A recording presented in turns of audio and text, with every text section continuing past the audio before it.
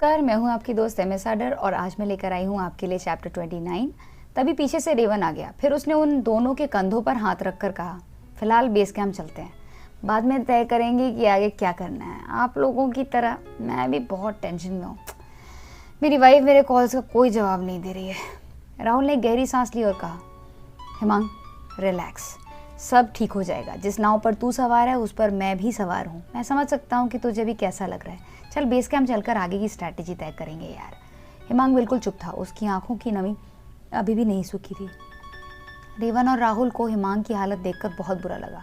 वहीं पूरे रास्ते सौम्या अपनी गाड़ी को ड्राइव करते हुए बिल्कुल चुप थी और कैथरीन ने भी सौम्या को डिस्टर्ब नहीं किया, उससे कोई सवाल नहीं पूछा। दोनों के दिमाग में बहुत सारी बातें चल रही थी। सौम्या ने मन में कहा, मैं भी किसी से कोई बात नहीं करूँगी। मुझे सब कुछ जंबल हो रहा है मेरे दिमाग में। कुछ नहीं पता चल रहा क्या चल क्या रहा है, कि मुझे क्या करना चाहिए। लेकिन एक बात तो तय है, मैं अपने टेंट में पहुंचकर कृति को ज़रूर कॉल करूंगी। वहीं कैथरीन ने मन में कहा, पता नहीं डॉक्टर सौम्या को क्या हो गया है। ये लड़के बहुत बुरे होते हैं, इन्हें पता ही नहीं होता कि कब क्या करना चाहिए। ज़रूर मेजर हेमांग ने कुछ बुरा किया है, तभी डॉक्टर सौम्या की आंखें नम है बेचारी। एक टेंशन खत्म नहीं हुई कि दूसरी शुरू हो गई। मैं मोम और पापा से राहुल को लेकर क्या कहूँगी यार, मुझे भी टेंशन हो रही है।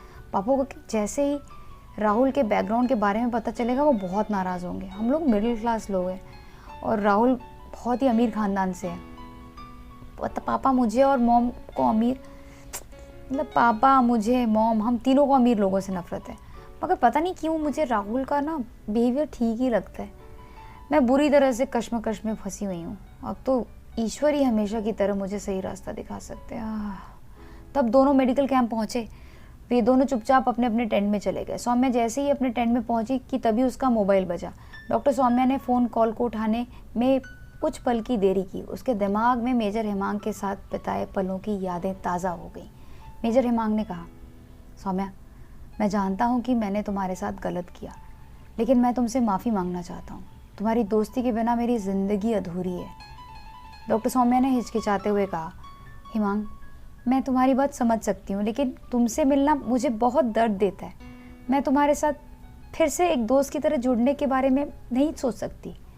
मेजर हेमांग ने कहा, सौम्या मैं तुमसे वादा करता हूँ, मैं तुम्हारे साथ कभी भी गलत नहीं करूँगा। मैं तुम्हारे साथ कुछ पल बिताने के लिए कुछ भी करूँगा।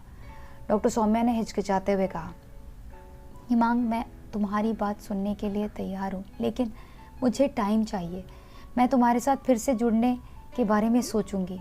हिमांग अभी भी सौम्या की आवाज़ सुनना चाहता था, मगर सौम्या ने न चाहते हुए भी उसका कॉल कट कर दिया। सौम्या ने परेशान होकर अपनी दोस्त कृति को कॉल किया। उसने कृति से कहा, आजकल मेरी किस्मत बहुत ही ख़राब चल रही है। पहले वो बिगड़ा हुआ मेजर हेमांग मेरे पीछे पड़ा हुआ है, ऊपर से वो डॉक्टर प्रत्युष। मैं क्या खा रही हूँ, मैं क्या कर रही हूँ, सबकी रिपोर्टिंग उन्हें दो। बात यहीं ख़त्म नहीं हुई है। जब मैं मेडिकल कैंप के टूर से वापस घर जाऊंगी तो मेरी माँ मेरे पीछे पड़ जाएगी। इसी दौरान कुछ पलों के लिए सौम्या अपने ख्यालों की दुनिया में खो गई। फ्लैशबैक में उसने देखा कि कैसे उसकी माँ ने उससे बात की थी। सौम्या की माँ, तू अब जल्दी से डॉक्टर प्रत्युष से शादी कर ले। तू अब 26 साल की हो गई है, तो तू कृति के बारे में, मतलब कि कृति की तरह स्मार्ट और खूबसूरत भी नहीं है सोमू। तुझे अपने आप कोई ढंग का डॉक्टर देवजय जैसा एक प्यारा डॉक्टर जीवन साथी भी नहीं मिल जाएगा, समझी ना। अब प्रेजेंट में सौम्या अपने ख्यालों की दुनिया से बाहर आई। फिर उसने कहा, मुझे तो लगता है कि मैं किसी चिड़ियाघर में रह रही हूँ और इस चिड़ियाघर में मैं एक ऐसी जानवर हूँ जिसे मेरी माँ ने डॉक्टर प्रत्युष के जीवन साथी बनाने के लिए कैद करके रखा हुआ है यार कृति। तब कृति ने कहा, सौम्या तू बिल्कुल टेंशन मत ले, मैं पहले भी तेरे साथ थी, आज भी हूँ और कल भी रहूँगी।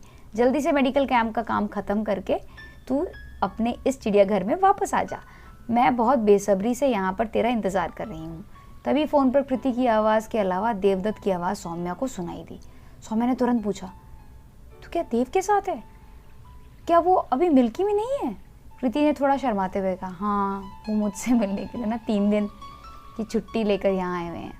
मगर तू चिंता मत कर, वो अपने फ़ोन पर अपने जूनियर को ऑपरेशन के बारे में इंस्ट्रक्शन देने में बिजी है। मैं तुझसे जो बातें कर रही हूँ ना, उसके बारे में बिल्कुल भी उन्हें कोई अंदाज़ा नहीं होगा, टेंशन मत ले। सौम्या ने धीरे से कहा, पागल तू ये सब कॉल पर मत बोल, क्या पता वो तेरी बातें सुन ले। तब कृति ने कहा, अरे ये आदमी काम के पीछे इतना पागल है कि जब हम रात में एक साथ होते हैं तब भी वो मुझसे मेडिसिन के बारे में बातें करता है। कभी कभी तो ऐसा लगता है कि इतना देवता इंसान मुझे क्यों मिला है। मेरे कितने अरमान है कि मैं ये करूँ वो करूँ, लेकिन सौम्या ने कहा, कृति तू ये क्या बोली जा रही है। कृति ने बिना रुके हुए गुस्से में अपनी बात को लगातार बोलते हुए कहा, मगर इस इंसान के साथ में तो बेडरूम में भी सिर्फ एक ही चीज़ हो सकती है, अपने मेडिसिन पे चर्चा। ये मुझे पक्का इस जन्म में ना मोक्ष दिलवा कर रहेगा जबकि मेरी तमन्ना तो जीवन में दाम्पत्य जीवन का सुख भोगने की थी, मगर यहाँ तो ऐसा लगता है कि बेडरूम में बस मेडिकल पे ही चर्चा हो सकती है। सौम्या ने कहा, कृति अब बस भी कर यार। कृति ने कहा, अच्छा है तू अभी तक सिंगल है, मैं तो कहती हूँ कि तू शादी तो क्या, तू प्यार के बारे में भी कभी मत सोचना। आंटी को तू प्रत्युष को लेकर बेवकूफ़ बनाती रह और बाद में कह देना कि तुझे अभी बहुत पढ़ाई करनी है और शादी मत करना सोमू, काम खत्म। सौम्या ने कहा, क्या मेरी माँ ये बात आगे चलकर मान लेगी। अब आगे आने वाले चैप्टर में हम जान पाएंगे कि सौम्या अपनी माँ को कन्विंस कर पाएगी कि उसे शादी नहीं करनी, और ख़ासकर डॉक्टर प्रत्युष से, और क्या उसकी माँ ये बात मान जाएगी।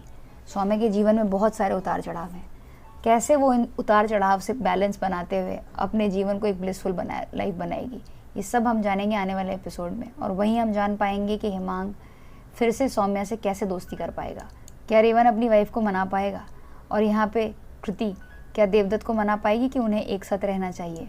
कैथरीन के माँ बाप क्या उसकी शादी की परमिशन दे देंगे। काफ़ी सारे उलझनों में हम सब उलझ चुके हैं, अब ये सब धीरे धीरे सुलझेंगे आने वाले चैप्टर्स में, हमें सब पता चलेगा। इसी के साथ इस रोमांटिक नॉवल का ये वाला चैप्टर यहीं पे कंप्लीट होता है। मिलते हैं बहुत जल्द, जिसमें मैं आप सबको अगले चैप्टर की कहानी सुनाऊंगी। दोस्तों, आपको ये वीडियो अगर थोड़ी भी पसंद आई है तो वीडियो को लाइक कर दीजिए, और चैनल को सब्सक्राइब नहीं किया है तो चैनल को सब्सक्राइब कर लीजिए। Thanks for watching. हमेशा मुस्कुराते रहिए। Have a blissful life.